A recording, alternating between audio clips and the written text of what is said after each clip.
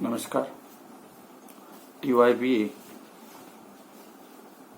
हिंदी सामान्य, TSCE हिंदी विशेष विधा यात्रा साहित्य, इस विषय के बारे में हम लोग अब चर्चा करने वाले हैं। इकाई नंबर 1 यात्रा साहित्य विधा सैद्धांतिक विवेचन, इस घटक के अंतर्गत इसका तीसरे नंबर का टॉपिक जो है, इस टॉपिक का नाम है कि यात्रा साहित्य विधा का अन्य विधाओं से परस्पर संबंध। इकाई नंबर 1 का भाग 3। इस विधा के अंतर्गत हम लोग की यात्रा साहित्य के लिए अनेक शब्द प्रचलित है, जैसे यात्रा वर्णन, यात्रा वृत्तांत, यात्रा वृत्त, यात्रा विवरण। ये जो है ये इसके अंतर्गत आते हैं।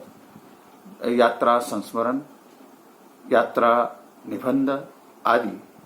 यात्रा साहित्य को पहले स्वतंत्र विधा मानने को लेकर कई विद्वानों में मतभेद थे, किंतु आज हिंदी साहित्य जगत में यात्रा विधा का अपना स्वतंत्र एक अलग स्थान है। यात्रा साहित्य अन्य हिंदी विधाओं की भांति अपना विशेष प्रयोजन एवं महत्व रखती है। इसलिए यात्रा साहित्य को अन्य विधाओं से अलग करके देख अपनाना कठिन है।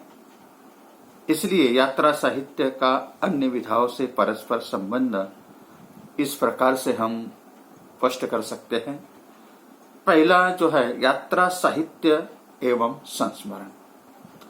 यात्रा साहित्य की सबसे निकटवर्ती विधा संस्मरण को माना जाता है। दोनों ही विधाओं में बीती हुई घटनाओं का स्मरण होता है, किंतु दोनों के स्मरणों में भेद है। इसके बारे में डॉक्टर हरदयाल का कहना है कि यात्रा वृत्तांत संस्मरण का ही एक विशिष्ट प्रकार है। यात्रा साहित्य में यात्रा के दौरान आने वाले अनुभवों, घटना, दृश्य, वृत्तांत आदि को स्मरण करके उसका चित्रण किया जाता है। लेकिन संस्मरण व्यक्तिगत जीवन से संबंधित किसी व्यक्ति की स्मृतियों को आधार मानकर लिखा जाता है। यात्रा साहित्य का क्षेत्र फलक बहुत व्यापक होता है। इसमें समाज, संस्कृति, इतिहास, भूगोल आदि समाविष्ट है। बल्कि संस्मरण में जीवन की कुछ अविस्मरणीय अनुभूतियों की अभिव्यक्ति या किसी एक व्यक्ति का जीवन चित्रित होता है। संस्मरण में प्रायः बीती हुई बातों या दिवंगत व्यक्तियों के संदर्भ में भी लिखा जाता है, अर्थात किसी एक का चरित्र चित्रण होता है। यात्रा साहित्य में केवल व्यक्ति का ही नहीं बल्कि प्रकृति जगत, परिवेश, भूगोल, संस्कृतियां आदि का भी वर्णन होता है।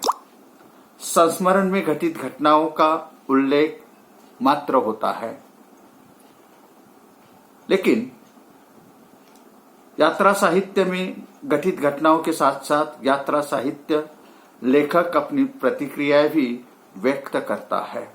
तो इस तरह संस्मरण और यात्रा साहित्य का ये संबंध है। दूसरा आता है कि यात्रा साहित्य एवं रिपोर्टाज। यात्रा साहित्य एवं रिपोर्टाज दोनों आधुनिक गद्य के रूप है। दोनों विधाएं आंखों देखी घटनाओं पर आधारित होते हैं। दोनों में तथ्य को अधिक, कल्पना को कम महत्व दिया जाता है। दोनों विधाओं का निर्माण पत्र पत्रिकाओं के माध्यम से हुआ है। दोनों विधाओं में संवेदना, भावुकता एवं कल्पना का फूट मिलता है। लेखक का बहुत और बहुमुखी व्यक्तिमत्व दोनों विधाओं में अपेक्षित है। सीमित परिधि में तथ्यों को प्रस्तुत करने की निपुणता दोनों ही में पाई जाती है। रिपोर्टाज की तुलना में यात्रा साहित्य हिंदी साहित्य में पहले रूढ़ हुआ। यात्रा साहित्य की तुलना में रिपोर्टाज अधिक ऐतिहासिक दस्तावेज माना जाता है।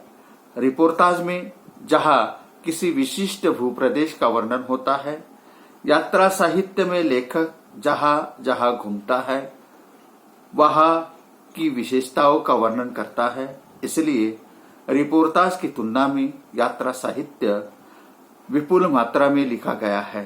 यात्रा साहित्य को रिपोर्टाज की तुलना में व्यापक तथा सर्वसमावेशी विधा मानी जाती है। रिपोर्टाज प्रायः बाढ़, अकाल, दंगे, युद्ध आदि किसी सामयिक घटनाओं को पूरी संवेदना के साथ पाठकों के सामने लाते हैं।